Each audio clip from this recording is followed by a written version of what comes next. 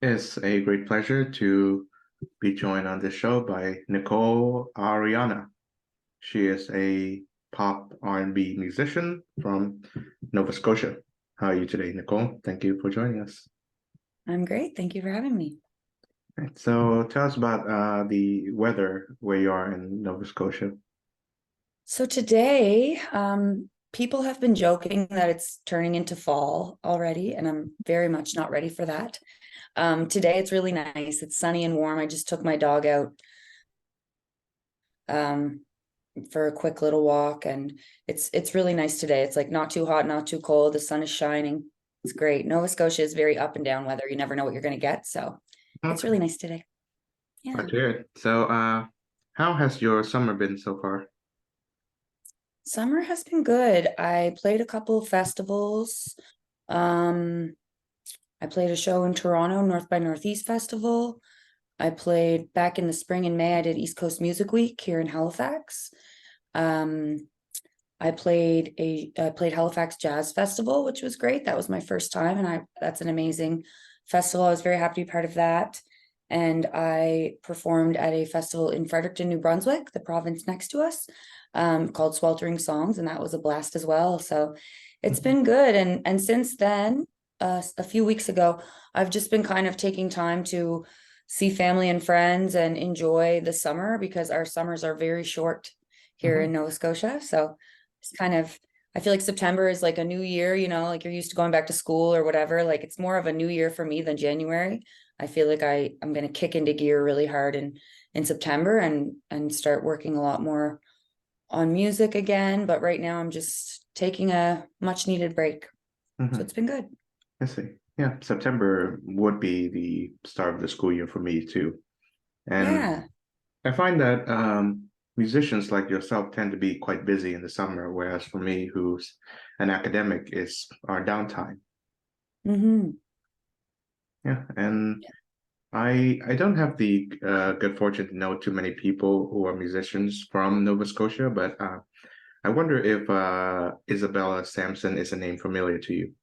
Yes, she is. She's very talented. I know Isabella not super well, but I do know her. Like we're definitely friends throughout the music industry, and I see her at all the events that are put together for musicians in this region. She's extremely talented. And I saw you interview Dylan Menzies as well from Prince Edward Island. Oh yeah, yeah, yeah. Yes. And I know Dylan as well. Yeah, Mhm. he's a wonderful musician, and I know Isabella a bit longer than Dylan, Okay. but yeah, she's a very sweet person and She very is wonderful incredibly talented. Oh my musician gosh. as well. Yeah. Mhm. So tell me about, and this is where I'm going to be asking you a few of these questions about your debut album, Crybaby, that is the winner of the Nova Scotia Music Songwriter of the Year and Electronic Artist of the Year. Uh, Yeah. what can you say about the album to introduce everyone to it? Sure. So Crybaby is my first full-length debut album. I've been doing music for many years, but I think I'm a bit of a late bloomer with it. It took me a long time to finally get the courage to put out a full project. I think for me, I wasn't sure if it was cohesive enough. I didn't know if it represented like who I was as an artist and a person, but it got to the point where I was like, I love these songs. And I need to rip off the band-aid and just start releasing it. So I definitely haven't looked back since. Crybaby is kind of like a sad, sultry R&B electronic project. It's mostly about love and heartbreak and yeah, it's just when I got my award for electronic artist, I said shout out to my exes. Thanks for all the inspo because it's just kind of yeah, like an ode to, you know, lost love and all of those kind of experiences and growth along the way. So it feels good to get it out there. Now I can maybe write about something else, you know? Mhm. Yeah, Yeah. and of course, someone who's very well known for writing songs about their exes is Taylor Swift, and it does brings to mind a problem of the ethics of writing exes Mm. songs and to Yeah. what to what extent should you bring up personal memories without like naming the person outright or to bring it to mind Yeah, the person? yeah.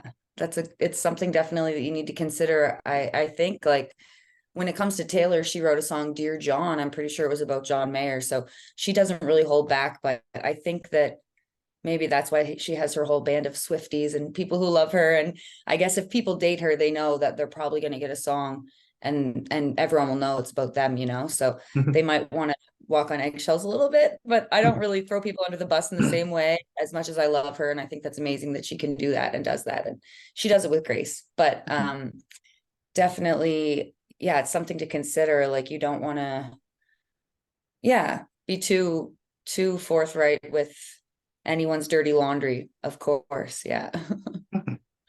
Yeah, and yeah, there are these like internet memes that go around like if Taylor Swift date me, then her next album would be about like lifting catalytic converters or something like that. That's hilarious. Um, but nevertheless, I wonder from your perspective, how is it that the theme of love and heartbreak fit so much into songwriting and music? For me, I think it's much easier for me to write a song when I'm feeling sad or about something sad. Like it just kind of comes out easier. Like if I'm happy and in the moment about something, I'm more just living in that moment. But I use songwriting often for my personal music. I also write for other artists, but so I'll write like happier, more pop oriented songs. But when it comes to my music, yeah, I find if I'm going through something, I'll just kind of write poetry in my phone, and often that's how then I'll go to a session and I'll have kind of the basis or lyrics kind of started or just ideas. So I think that, yeah, it definitely lends itself to writing and creating, like when I'm feeling low or about something, like it's therapeutic to me. Mhm. So definitely that's probably why they're all a bit on the melancholic side. Mm. Yeah. So tell me about how you I guess select which songs are for you and which are for others. Sure. So I often just like sometimes I'll go into a session and we'll be like, let's write a song for me. Let's try and do something. And I often some of the songs in the album I wrote overseas with some newer friends who are now friends, but we didn't really know each other, but we'd maybe listen to some of my stuff or things I like, and they'd create something within that vibe, like production wise. Um, and you just kind of know, like, and there's certain things that I wouldn't say as Nicole Ariana that maybe I would write for someone else who was younger, or like I've written some K-pop stuff and try to make it a bit more like all ages friendly. Like you wouldn't say some of the things maybe I would say in my music that's a bit more mature sounding. So it sometimes I'll write a song and it's not intended for me, but I would use it, but that's pretty rare. Usually it's like it's yeah, it's just a different way of writing because it's very true to myself. Mhm. Yeah. And to follow up on that, to what extent do you write music with other people, whether it's like collaborating with other songwriters on your own songs or collaborate with them on their music? Yeah. So I do a lot of collaborating. When I first started doing music, I was just kind of writing over beats that people would send me or that I would find. And I was singing in hip hop bands. So I was like trying to write hooks and things like that. Then I started going to songwriting camps and did a lot of like three-way co-writing. So oftentimes someone would have a guitar and we would just like voice memo a song and we would all chime in on lyrics. Then it kind of elevated to having like being in a studio with a producer, and then me and someone would focus on lyrics and melody and someone focuses on production. So definitely nowadays in the last several years I've definitely done a lot of co-writing, but I will just often also freestyle and sing over beats that are sent to me at home, or like come up with melodies without instrumentation and save those and try to put those into a song. And then we would like add production and things. But yeah, I do a lot of co-writing and collaborating, and definitely a lot of writing for others in a co-writing situation as well. I have a publishing deal, so I've done a lot of writing for pitch. Like I'll get sent an email that says, you know, this person is looking for this style of song, or I'll get like a whole who's looking list is what it's called. Hmm. And it's like the label and the artists and what they're looking for. And then we'll kind of, based on who's in the room, pick what we would like to try and write and pitch to. And it doesn't always get picked, but then we have something that's at least in a wheelhouse of like trendy current pop music that could maybe be used for something else. So this actually happened today. One of my main collaborators is a very good friend named Corey LaRue. And he's one of the founding members of a big Canadian band called Neon Dreams. And one of my best friends, he and I and one of my other very dear friends, Kaylee O'Connor, we wrote a song for a J-pop band, like an all-boy band. And it was like an uplifting song. And some of the references were more leaning to like almost I don't know, it was like a sweet kind of ballad type song. And we wrote it and it didn't get picked. But then today I got an email and Corey said he's been working with a young female artist from our region and he wants to pitch her the song. So I'm really excited because I love the song, and it got written and it didn't end up going anywhere, but now it will have a life. And so yeah, it's a lot of waiting and creating and a whole mix mash of things. Mhm. Yeah, I wonder when you write songs for the J-pop and K-pop outfit, is the language barrier a problem, or how do you overcome it? So yeah, well, it's not really, it's an interesting thing because a lot of people like in North America have gotten K-pop records and written for K-pop songs and stuff like, or you know, other genres similar to that. And how it works is basically we'll write a song and then it will go to the label, and then there will be someone who speaks the language who rewrites it. So we're kind of creating the melody, the vibe, maybe like the hooks that are more like English based, and then they'll like rewrite it and they'll be cut in as a co-writer on the song. So then it becomes, you know, more capable. It's Korean then or whatever, or J-pop. And so yeah, that's kind of how that one works. So they'll make it the language, but there's always those elements of English. So yeah, I see. So you handle the English parts. exactly. Yeah. I see. Okay. I don't think I would be very good at writing in Korean. I could try, but I think I would do very, very poorly. Mhm. It's amazing in a way how K-pop especially have made it into the West with these outfits with Yeah. BTS with their McDonald's meals and such. Yeah. And Considering Blackpink. that, yeah, Yeah. considering They're that all, many Westerners not really understand Korean at all unless their profession calls for it. yeah, it's true. And it's really like taken, yeah, North America by storm. And it's just so fun. And like, you know, I grew up in an era of like boy bands and girl bands and stuff, like, and Backstreet Boys and Sync and Spice Girls and all that. And I think it's like a new wave of that. And that's like there's this whole, I don't know, it's so fun and energetic. And I think people just love that Mhm. choreography. And yeah, it's definitely, it's very, very fun music. I would love to write some big smashes for BTS or something like that. Yeah, well, they know who to call. They know who to call, yeah. I grew up in Vietnam, and because of the proximity with Vietnam and South Korea, we get a lot of K entertainment, so to speak. So it's not just Mhm. K-pop, it's K-drama. And I think that that sort of thing has always been more popular with girls than with boys, and Yeah. I myself never really got the appeal of it. Even Hmm. today, I mean, I would not be finding myself listening to a K-pop song except maybe for a research project. But Yeah.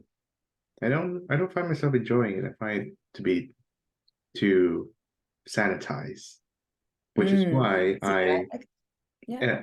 and that goes the same with Korean dramas too, which is why I really like Korean cinema with Okay. those directors like Park Chan-wook and Bong Joon-ho. Back a few years ago, there was that movie that made huge waves in both Cannes and the Oscars. The English title is Par- Parasite.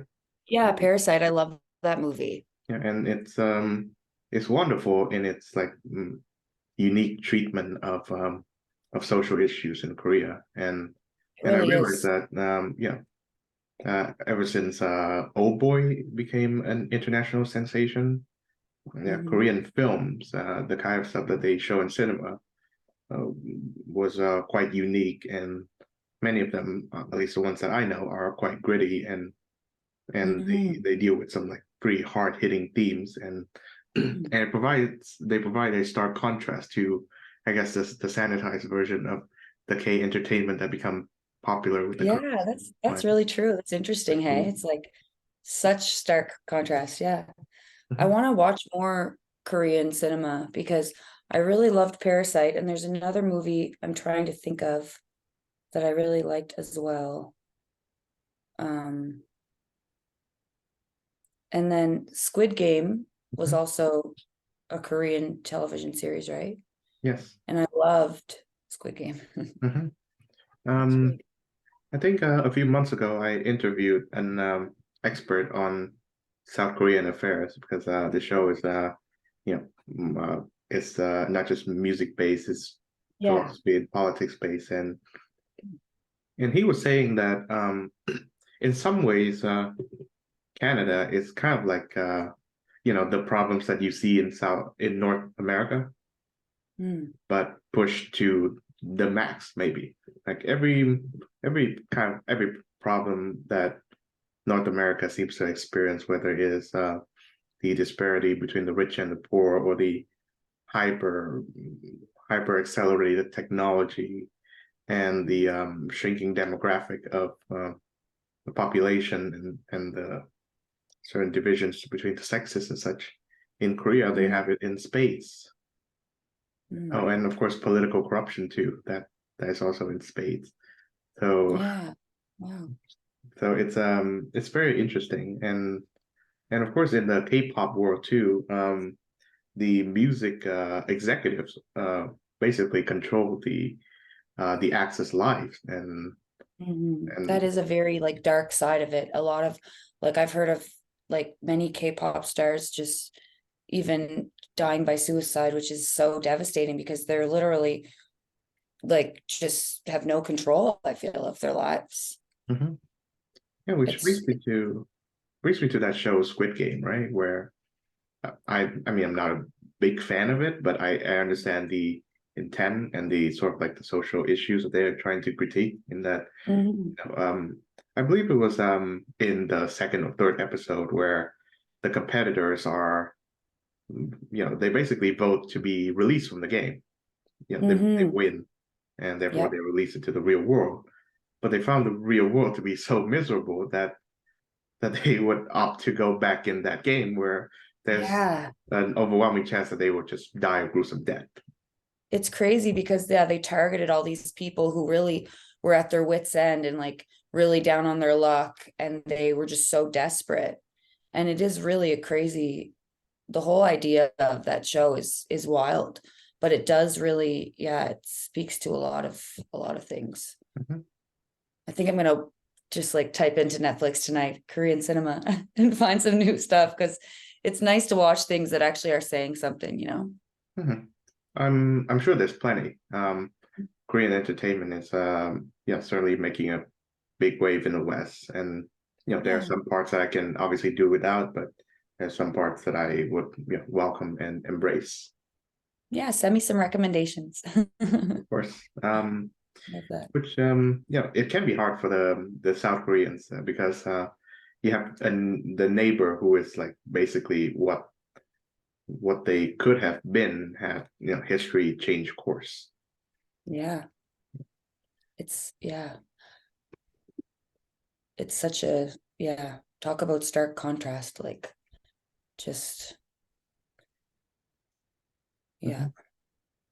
Mhm. I would really like to go to Seoul Mhm. and see, just like eat like Vietnam, like everywhere. I want to go to so many countries over in that part of the world, and I haven't been, so it's definitely on my list. Mhm. How long did you live in Vietnam? Um, Almost all my life. Yeah. Yeah, I only left it when I was 17, and incidentally, I went to Canada to study. Yeah, yeah. And where did you study? Trent University at Peterborough, Ontario. Nice. That's Cool. where that's where I actually launched the radio program that will become the show. I think I read that. That's really cool. Hmm. Yeah. I might actually, speaking of Ontario, tomorrow I'm going to try really hard to get tickets for Lauren Hill in Toronto. Oh, She's really? coming in October. She's doing a 25th anniversary tour um, of her album, The Miseducation of Lauren Hill, which is my favorite album of all time. My sister bought it, so it would have come out when I was just little. And pardon me, my sister had the album, and we both are just, it's like one of our favorite albums of all time. And it's been 25 years since it came out. So her birthday is coming up, and we're going to go for her birthday. And I cannot wait. I It's hope I can awesome. get it. Yeah, and Yeah. Lauren Hill is a wonderful artist, and you know I recently listened to "Ready or Not" by Fugees, which is the outfit that he Mhm. was in with Wyclef and Pras. Yes. And that Mhm. was like hip hop at its prime. Oh yeah, and the Killing Me Softly song, that was actually the song that whenever people be like, "Oh, you sing, like you're a singer, sing me a song." And I would always just start off with strumming my pain with his fingers, even Mhm. though I know it was Roberta Flack that originally sang it, but that Fuji's version is just, I'll never forget. Like, I wish that they still had television shows that just showed music videos, and that there was so much, there used to be so much excitement around music videos, and now people put things out and it's like, oh, here's a 30-second clip on Instagram or something like that, you know. Mhm. Back when you could just watch TV and have a channel that just showed you music videos all day long. Like, I'll never forget that Fuji's video, and they're in the theater and they're like throwing popcorn, and it's just, yeah, it was a different time. Mhm. um, I really I really would love to see something like that. We have Much Music in Canada, like MTV. um and it probably was still around when you were in university here in Canada, but it then started just changing to like random shows. Like, of course, I love a good Pimp My Ride and those shows, or like MTV Cribs and stuff, but definitely like there were so many cool series. Like there was I think one show was called Rap Street, and it was all hip hop videos.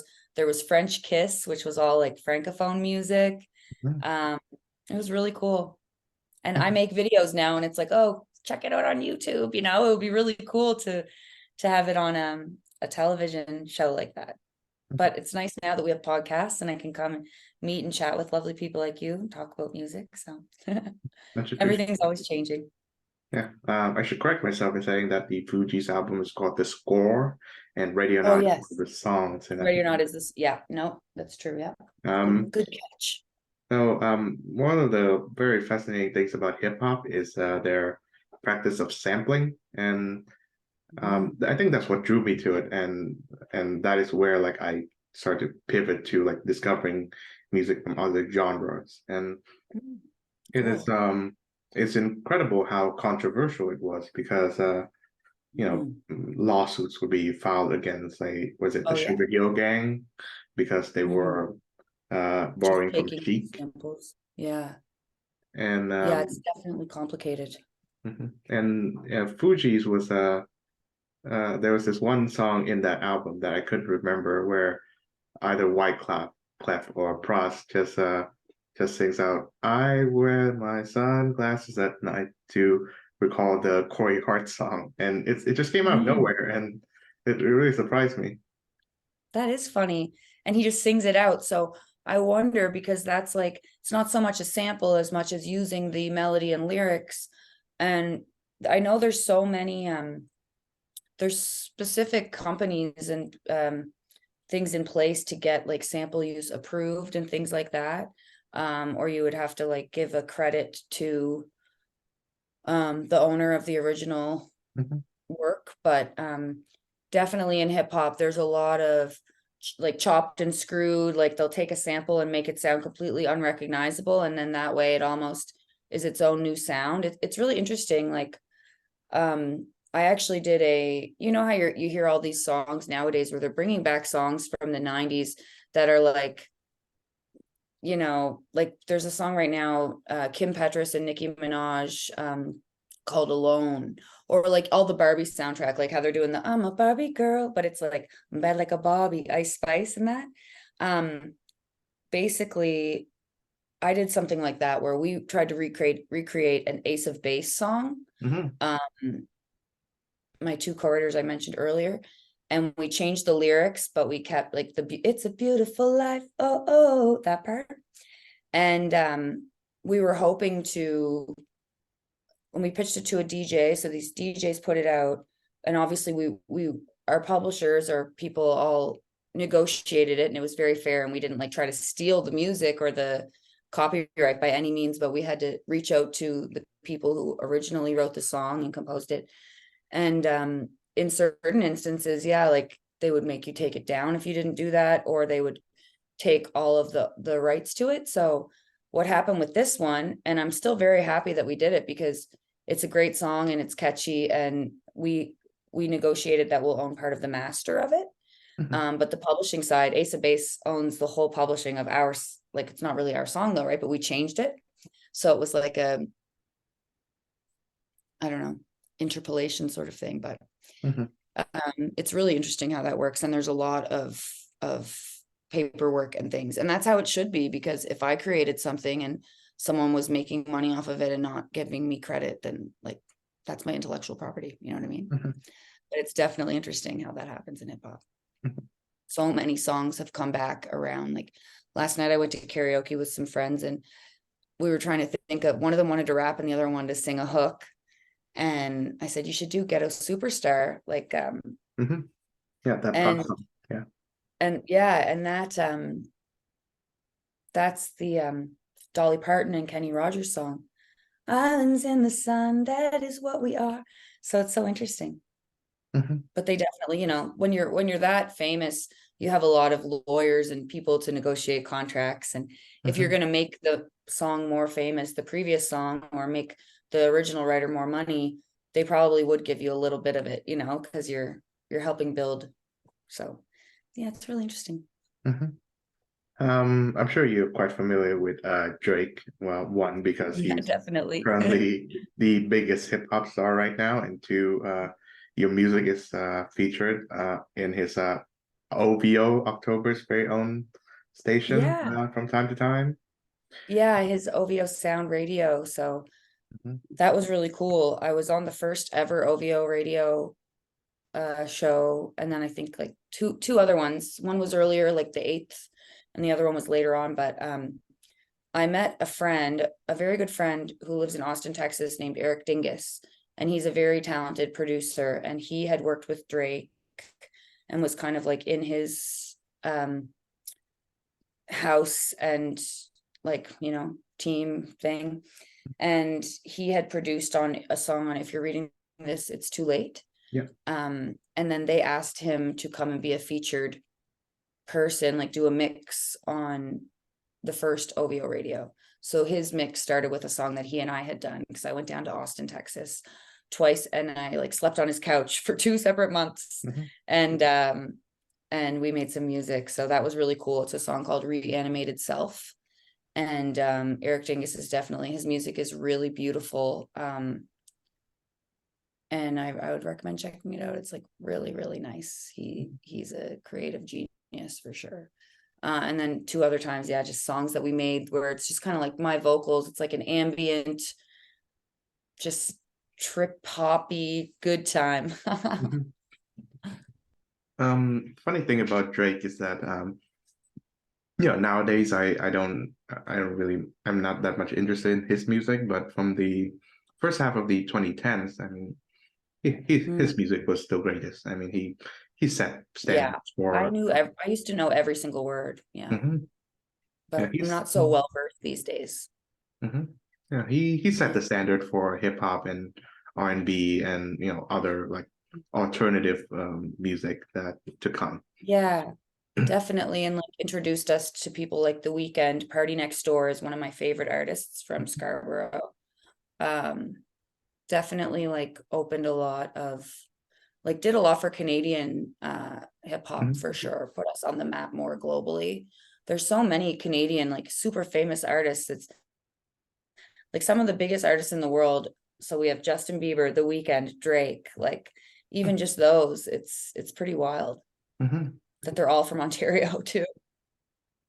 Yeah, and Pretty it was his was it Views album that came out in 2015, 2016 views from the re sticks, yeah. that really made me want to go to Toronto because the artwork Yeah. features Running like through the sticks with him. my woes, or was that on the other one? If you're reading this, it's too late. But yeah, the artwork, I know it's a Mhm. pretty cool artwork. Mhm. His albums have always had pretty neat artwork. I actually went to see him. I met him very briefly. It was like a meet and greet, like a fan meet and greet thing. I won tickets to go see him at Radio City Music Hall in 2010 Mhm. when Thank Me Later was out and Oh, Tyga cool. had opened. And this was like right around Rack City. And yeah, I was just kind of, that's when he was kind of at his peak there, Tyga. But yeah, we went and it was like this Rogers telephone contest on Much Music. And I just submitted like my name. And then um there was this number calling me for like 24 hours. And I was like, what is this number? I was like, just like, I don't know. I didn't know, like, when you just have someone calling you and you're like, oh, it's something like spam or something. So then, but luckily I had put my mom's phone number as a second number when I applied for the contest. They called my mom called my work called me, and my work was like, my boss is like, Nicole, something about you won a contest to go to New York and you have 7 minutes to claim your prize.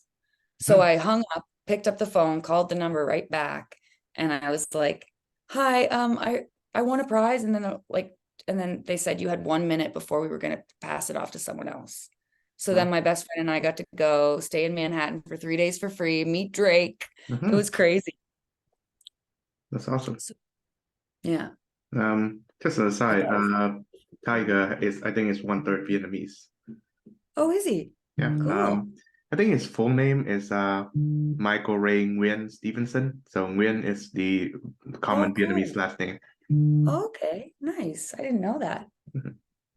Of That's course, cool.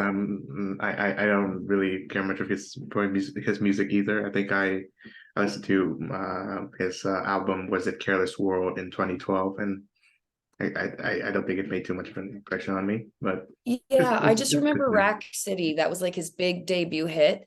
And I remember that being very catchy at the time and enjoying it, but I don't know really much of his music. I think mostly I know of him from dating Kylie Jenner. Oh yeah, that's the one that Yeah. we all know him from. And yeah, Yeah, the exactly. Rack City song was part of that Careless World album. Oh, was Um, it? Okay, so that was like his big first thing. mhm. I'm looking up OVO Fest because 2011, because Drake's festival in Toronto that he does every year. I think he still does it, but Does that he? yeah, I went to see that concert Mhm. and it was the craziest thing. I'm just gonna read you who Mhm. was there. Like Okay. he brought up Drake, Rick Ross, The Weeknd, Stevie Wonder, Lil Wayne, Nas. Um, yeah, it was the second edition of it. So this was like back in 2011. So yeah, it was The Weeknd, Rick Ross, Drake, J. Cole, Nas, um, Nicki Minaj, Stevie Wonder did like three songs, Lil Wayne, Mhm. like that was the craziest. I just remember that day, like I gotta give Drake some props for that. That was like the best concert I've ever been to in my life. Awesome. Yeah. Yeah. Um, of course, I went to Toronto and I was rather disappointed, but I still credit Drake for Oh yeah. making me want to go to Toronto Yeah. to begin with. Um, But I believe that I think it was either his father or his uncle played for the band Sly and the Family Stone. Oh, okay. Yeah, Yeah. and I Yeah, have I'm not to. sure if it was, that's cool. People always kind of, I find many musicians, they have someone in their family, that kind of set that path for them, whether they realize it or not. I don't really have any musical people in my family, but my mom has a beautiful voice, and I always talk back to this moment where I remember she was singing Shania Twain, washing dishes, and I was like, she has such a pretty voice, and like I want to be a singer. Awesome. But I just always was singing. Hmm. And maybe it's the whole middle child thing. I was seeking attention. Right. So it's Larry Graham. That's his name. Oh, And okay. I think he would later start a solo career and I think I for at a time I actually owned one of the vinyls of Larry Graham. I think Cool. yeah, I there was this local record shop in Peterborough, or was it I obtained it via Facebook Marketplace, but it cost me Okay. like 5 Canadian and Love it. the record quality was quite good. So the album I think is called Just Be My Lady. Just Be My Lady. Yeah, by That's Larry Graham. cool. That's And something is that his dad, not his uncle? it's his uncle. Yeah, it's his Oh, it's uncle. his uncle. Cool. Mhm. Wow. That sounds like something Drake would sample, or a title he would use. Just Be My Lady. And Maybe he'd say baby instead. and I distinctively remember when his album Scorpion came out because there were just Mm. like so many hits from that song. And Mm. I was in Canada at that time, and I was like listening to that. What's it? God's Plan, right? Back to back, Mhm. and Yeah. and go back full circle. His other hit song is called was it Nice for What, and it features a sped up version of Lauryn Hill's X Factor. Yes. Oh, my favorite. X Factor's my favorite. I really hope I can get these tickets. I need to find someone with an Amex card because I can buy tickets a day early with an Amex. They Oh have this wow, like front of the line thing. Yeah. it's amazing. So we'll see. So how would you describe the music that you're making? So right now, I feel like I'm in such a transitional space where for many years I've been doing like the R&B thing, and it's been kind of sad and a little bit sexy and emotional, but I've been listening to so many different things, and as I get older and just, you know, I'm reevaluating a lot of things. Like, do I want to be a solo artist? Do I want to have to be posting all the time, or do I just want to be writing music? Like, what's important to me, like, and I think like mental health and stability is what's most important to me right now. So, um, I've been kind of like, I haven't been writing a ton. I've been like freestyling ideas and writing poetry and like journaling. And I know that the creativity is coming back to me. So tonight I'm actually going to a friend's place. I have two friends, and our birthdays are December 8th, 17th, 18th, and 19th. And Mhm. we're all just like, we've recently started hanging out, the three of us, and we're all musicians, and we all have had our own bands and stuff, but we want to start our own band. So right now I'm really open to anything. Um, so I'm excited to see where that goes. Um, but when it comes to what I'm making right now, it's just kind of little tidbits of like hums and haws into my voice memos, and words in my notes. But I am going to be doing a lot of sessions in September, and I think I don't really know what it's going to sound like, because I feel like Crybaby almost closed a chapter on that like dark, moody vibe, and now I'm kind of I, I have one song called Breathe. That's kind of like a bit of a female empowerment song. It was written at a songwriting camp on International Women's Day with two of my female friends, Maggie Andrew and Renee Smith. And I think I want to release that. And that's more of like an organic R&B song. So I think for solo stuff, I'm gonna maybe do things a little more stripped down. My band, the last two shows, we've actually stopped using backing tracks and we're doing it all instrumental. So I think, yeah, I think I want it to be a bit more organic, authentic, less sanitized, even like you said, like not so polished, like pop leaning. Mhm, I just kind of want to just create, mhm. Yeah, see what comes out. and I think that's an obstacle to everyone who's doing pop music is that, well, on the one hand, you want as many people to listen to you as possible. You don't want your music to be part of a niche. Yeah, But yeah. on the other, you kind of have to have your own sound. You don't want to sound like what everybody's doing. Hmm. It's true.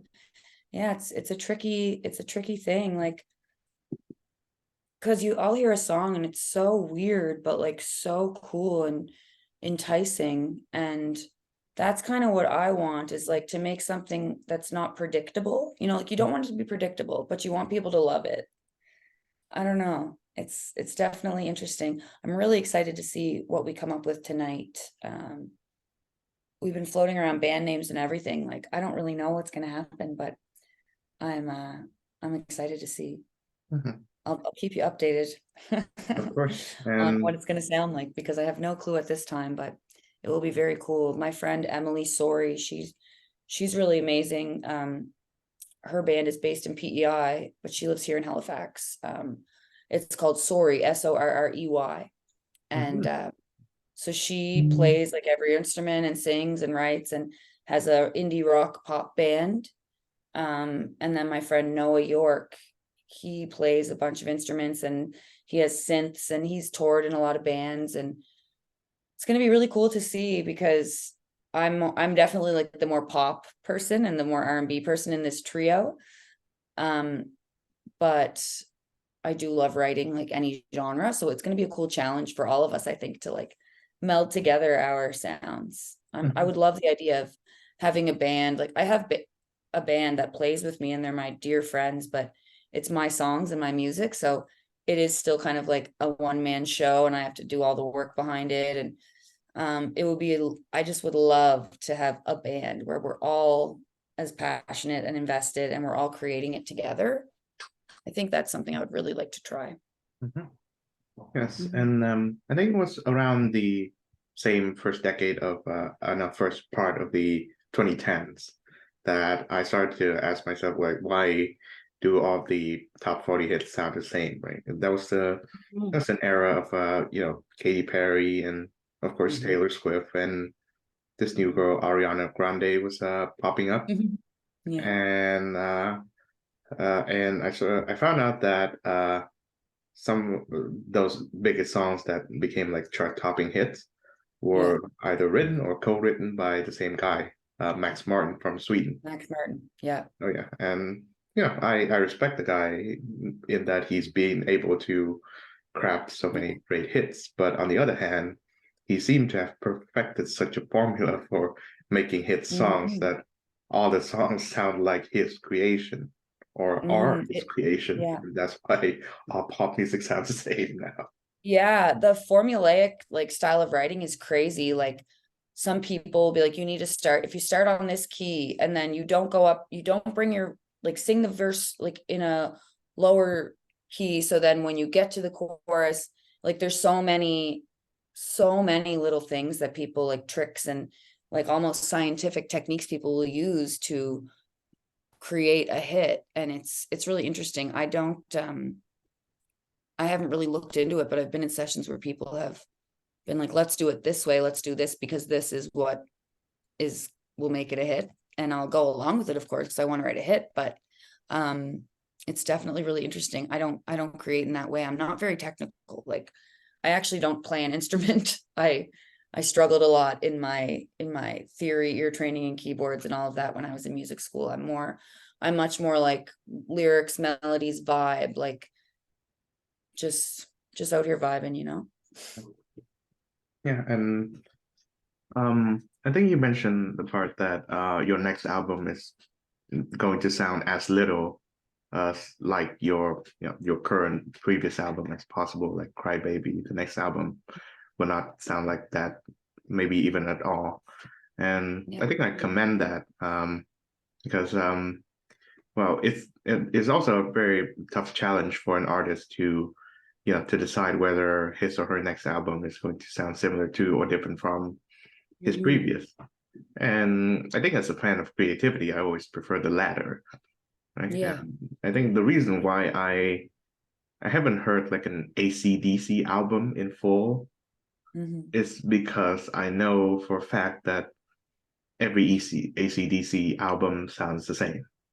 And Yeah, say like I'm sure for the diehard fans they would be like, oh well, this was their era of something, but generally speaking, yeah, like it's interesting because yeah, like unless you're a fan, a real big fan of that style of music, it does like to the outside listener sound the same. I actually went to see Guns N' Roses a couple weeks ago. oh, nice. They Yeah. played in Moncton, New Brunswick, and Mhm. I had only known like their big hits, and that have carried on in through the years. But I was with a, a friend who is older and knew more about them, so I got to like learn more about different times and songs, and there were some ballads and things Mhm. which I wasn't expecting, but I guess they're a little different than AC/DC. But I do believe that Axl Rose sang in AC/DC for a little while for some reason. Hmm. Maybe their lead singer had some health issues or something, I'm not sure. But yeah, it's funny, like certain genres do tend to, unless you're a diehard like listener to them, they do kind of tend to bleed together and seem a bit the same, don't they?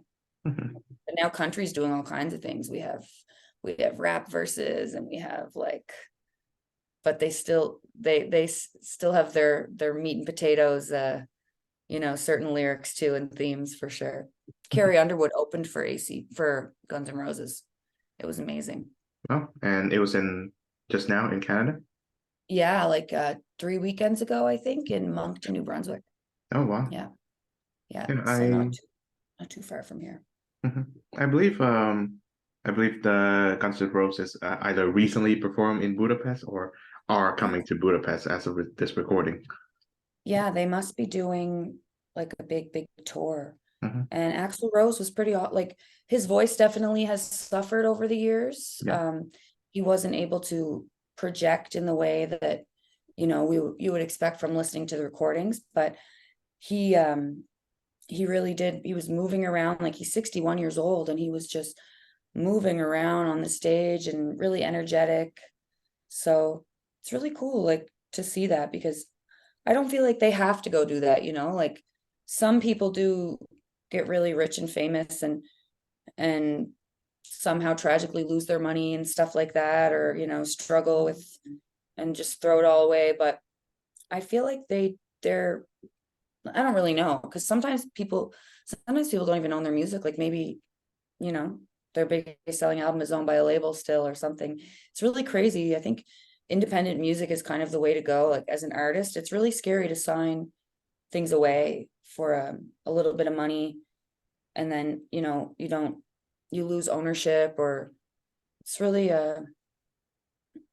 you need to have a lawyer and good management if you're going to be signing contracts, Yeah. for I sure. mean, Taylor Swift signed one of those contracts, and she's been kind of paying for that right now. Yeah, she's putting it all out again. Yeah, good for her, Hmm. because it's the masters, right? So it's like Yeah. that specific recording. Hmm. So interesting. Yeah. And Really, yeah. speaking of Guns N' Roses, November Rain is a wonderful song. It I is. remember when I first listened to it because I had no conception of a song going past like 5 minutes. I mean, obviously most pop songs are 3 minutes and 3:30. Mhm. The really long one with an extra verse is five, but that one Mhm. goes for like 9.5, and it's amazing, and it's Yeah. like it's like seeing like a 3 hour movie. Like Yeah, it really is. Is that the one with the video and Slash is like in the desert? I think so. Yeah. So It's an interesting thing is that when they first recorded that song, I think it was in 1990 or 91. 1991 is when it came out. They had like an orchestra string section, but the sound that was in the original song was sampled. They sampled an oh, orchestra from somewhere, but they interesting. managed to re-release or re-record the entire album in 2022, so last year, and the new version of November Rain has an actual orchestra in place of the can orchestra string That's section, cool. and it I sounds wonder way what it's better. gonna sound like. Have you heard it, the new Oh one? yeah, yeah, it's sounds much better and much more live. Like, so did they remaster it or did they use, did he record the vocals again? Oh, I think yeah, I think it was a remaster rather than a an actual Okay, so full they on took like the record. stems. Oh, I see. Because I was like, oh man, I don't know if he would be able to pull off the same like vocal chops, you know? Mhm. That would be, yeah. Yeah, I don't think so either. I think they just took I the see. Yeah, like a remaster. So they made it like much more polished and put it in a a real orchestra. That's really cool. mhm. I want to hear that. Yeah, it's I should buy that for my friend. She loves Guns N' Roses. mhm. Yeah, I think it's in the was it Use Your Illusion? That's the name of the album, part one, and then Okay. deluxe edition or deluxe remastered edition or something like Oh, that. cool. Okay. That's good to know. Mhm. Amazing. Well, so who in your view are the most inventive musical artists? Hmm. Geez. Well, an artist that I really, really love and listen to almost daily because she just makes me feel like so happy is Kim Petras. Hmm, And I find like for so many reasons, she's amazing. And her music, it's like it's silly, it's dirty, it's raunchy, it's pop, pop, pop. And I love it. Like she's so unapologetically herself. And um, so that's someone I definitely think, and you know, she writes her own music. Like a lot of people don't write their own music. So that's someone I really respect. And she's really broken into the mainstream and I can't wait to see more. But I hope the music stays as amazing as the stuff before she was famous. You know how sometimes people change to more, they'll, you know, just, you know what I'm trying to say. It's like, then they have a label or something. It's like, oh, we need another hit like that. It's like, no, keep being you and like making like the coolest shit. But another person, there was someone in my mind. Oh, Charlie XCX. I love Charlie mhm. Yeah, XCX. she's wonderful. Yeah. And geez, there's so many amazing people. Frank Ocean is one of my very favorite artists as Mhm. well. Yeah. Yeah, he's been relatively quiet lately, He has. Yeah. but yeah, Blonde is my go-to summer album. It's my favorite album, but it reminds me of like probably the hardest breakup I ever went through. Definitely the hardest breakup I ever went through. So the summer that we were, well, do we break up that summer? We broke up a few months later, but it was like the end of a long relationship. And I can't help but think of that time because I remember list driving in like my old junky Saturn car um, from my mom's. It was like an hour commute and listening to Blonde and just like crying about my relationship. But it's very like cathartic and healing at the same time. Like I would listen to it through because now I've healed from it more. Like Crybaby is definitely that song is about that relationship.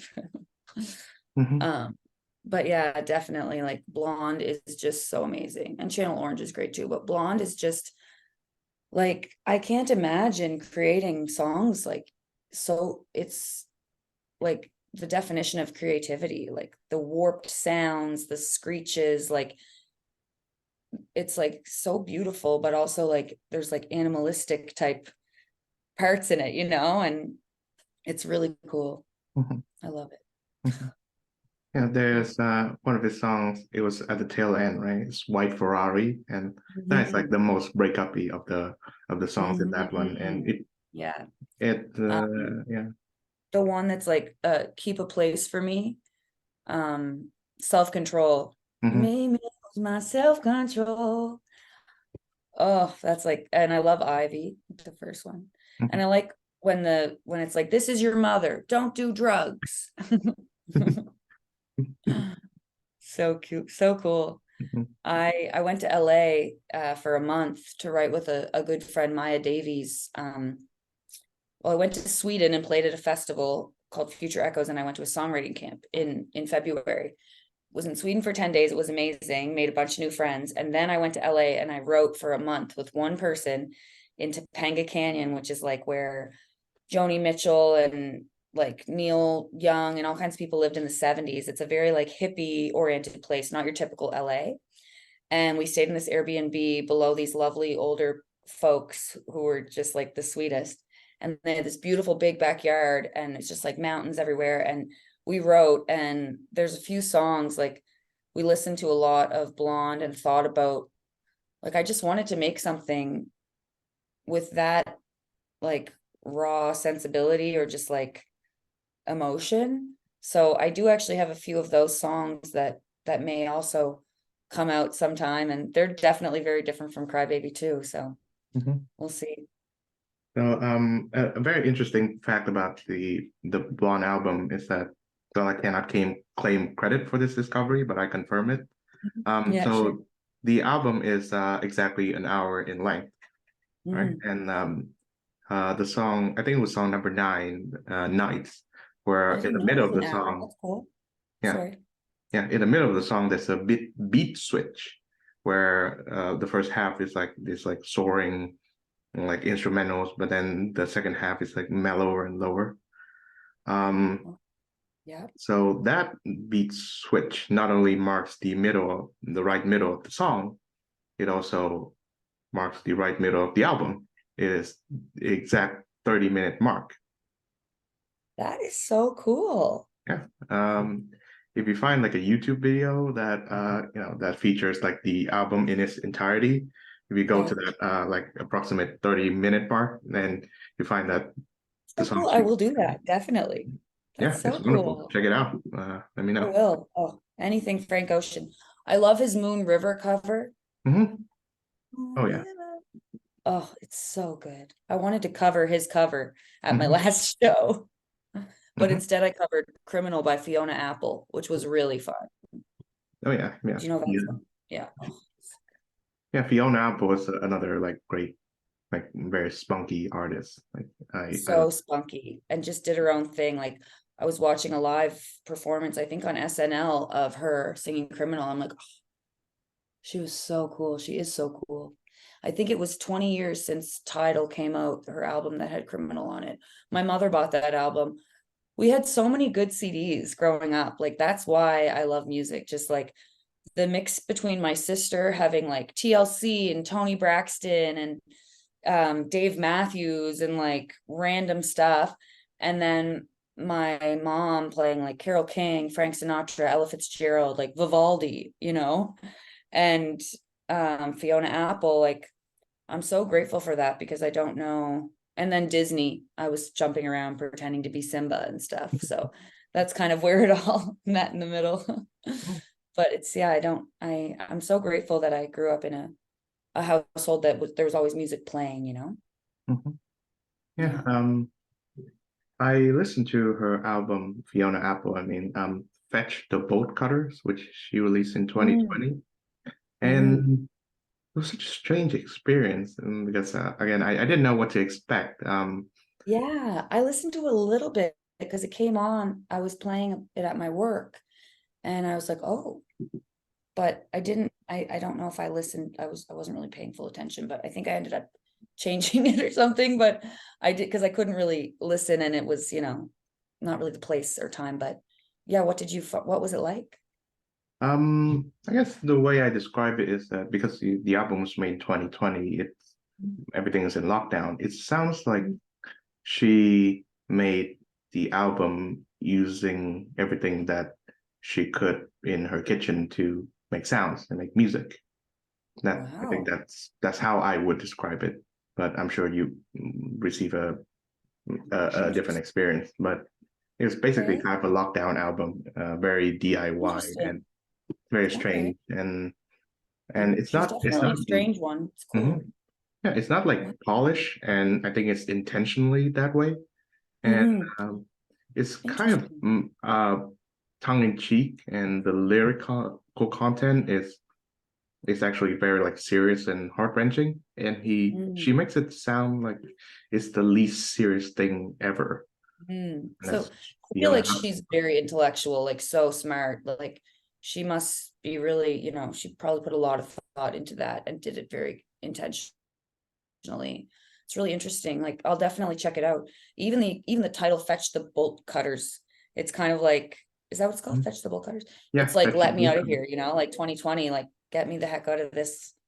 mhm. Yeah, that was such a wild time. My goodness. I was actually in Berlin when Justin Trudeau was like, get back to Canada. Like, we're locking stuff down. Oh wow. And I was over there for a writing trip. Um, because my publisher is based in London and Berlin. So I had been in both of those places. And I was planning to be there for like a month. And my mom brought me all these N95 masks and hand sanitizer. And she was like, I don't want you to go. And I was like, it's gonna be fine. We didn't really know what was happening. This was like March, end of February 2020. And then, lo and behold, 2 weeks later, I'm on the U-Bahn in Berlin and it's like literally no one's on it. Like it was crazy. But Mhm. yeah, weird times, weird times. I did a lot of Zooms that year. I it was like I was living like a full-time songwriter because I have another job that I do because musicians have to do that often. Um and yeah, I was full-time writing. I had Zoom sessions like booked with people all over the world, and it was really nice because I didn't have to worry about anything else. you know like at that time people were getting CERB from the government, so you got like a certain amount of money, Mhm. which I'm sure I'll have to pay back at some point, but like a typical musician, I'm not too worried about it right now. But it was great to just like I think I would really like to just, of course that's the dream, just focus on music solely. Mhm. Be nice with Yeah, I wonder if transitioning back to the non-COVID world, is it um I how should I put it? Is it like scary or nervous in a way? Because you've been through this period that, although challenging, you find yourself accustomed to it. I know that it was challenging for me too, because for someone who does not have possess like good social skills, going back to the real world and talking to people again is rather debilitating, but it's something that I'm still have to work through. do. Yeah, well, in my opinion, I think you have lovely social skills. And you're Oh, wonderful thank to you. chat with. But definitely I think, yeah, it was scary. And I remember at first when things started to open up a bit, I was working at a restaurant and I was very nervous, and wearing masks, and it was a transition. I'm cool, I'm good now. But unfortunately my mother actually just got COVID for the first time like 3 weeks ago. Oh, And wow. this was my main fear, like when it first happened, because my mother is immunocompromised and has a lot of health issues. So I was like, protect mother at all costs. My brother was doing like a frontline worker job, and we were all living at my mom's. I left my apartment in Halifax and went and stayed with her because I didn't know what was going on and the world was like shutting down, and I wanted to be close to my family. But my brother would come home from work and I'd be like spraying alcohol on the doorknobs and being like, stay over there. Like it was, my anxiety was very high at the beginning because I was like experiencing like germophobia, which I think everyone did. But then going back into it, yeah, definitely it was a transition. And I feel like everyone is so much more aware now. It's like, oh, we're all in this small space breathing on each other, like at concerts and shows and things like that. But I'm glad that it is, because I am a very social person, but I'm also like, I'm like a very kind of like put my foot in my mouth person, talk a little too much. Like I feel like I embarrass myself because I just get really goofy, and I'm kind of ADHD, so I just say whatever. Might be a typical Sagittarius trait, is like being blunt, but like you don't think you're being intense, but you are, and things like that. So I do feed off like being social, but also I need time to be by myself. Mhm. Um, so I think it just gave me a lot of time to reflect and realize like what's important to me, which is like my family, my nieces and nephews, my health, like long term, as I see my mother struggle with health issues. I'm like, I need to take good care of myself. So I think the pandemic afforded me like time to really think about what's important, you know? Mhm. Yeah. Yeah. Yeah. It's interesting. Mhm. And I wish your mother the best of health, and I wish her a Thank you. speedy recovery. Thank you. Yeah, she's doing pretty good these days. It's up and down, and you know, Mhm. it could be a lot worse. So I'm very grateful, you know. Yeah. Understand. Um, concluding question, Nicole, Ariana. What does music mean to you? What does music mean to me? I don't know why pain came out in my head. That's kind of weird. What does music mean to me? Music is just like expression, feeling, love, joy, like everything. Honestly, like a world without music would be so bad. You know, I think it unites us all, and it uplifts people. And like I have this playlist just called Feel Good, Feel Great. And I put it on and I immediately feel better. It's like it's I feel like this is like a bumper sticker or something. Music is my medicine. But it really is like, I think it unites us all, and it's always there for you, you know. So it means a lot. And um yeah, I don't know what I would do without music. And sometimes I'll be hanging with a friend and they play music constantly, and I'm like, why am I not constantly listening to music? It automatically makes me so much happier, you know. And I like that you check out like all kinds of different, you know all these cool facts about different genres and albums. And I definitely, I feel like I'm really inspired right now to, you know, brush up on a lot of musical history or cool things, and Korean cinema. Mhm. Yes, and as you can tell, I'm very not so popular at parties. Well, I would just sit there and chat to you all night, and I would just like pull the chat out of you. I'm sure you are. What do you mean you're not popular at parties? Why? Because you tell people all the facts about stuff? Um, I think Like what? I would say that the things that interest me are not the Oh, ones that people at parties find to be, oh, I guess, popular topics of mm, conversation. I see. Yeah, Yeah. and also the Well, music's too loud to make any sort of I know I get conversation anyways. overstimulated. I get overstimulated by loud music. I think it's like because I have ADHD, like I think it's like a trait from that. Like I get really kind of, yeah, I get really bad social anxiety, which is almost like it's probably the opposite with you. Like I just overcompensate for it by like blah blah blah blah blah blah blah. Um, but yeah, it's definitely a thing.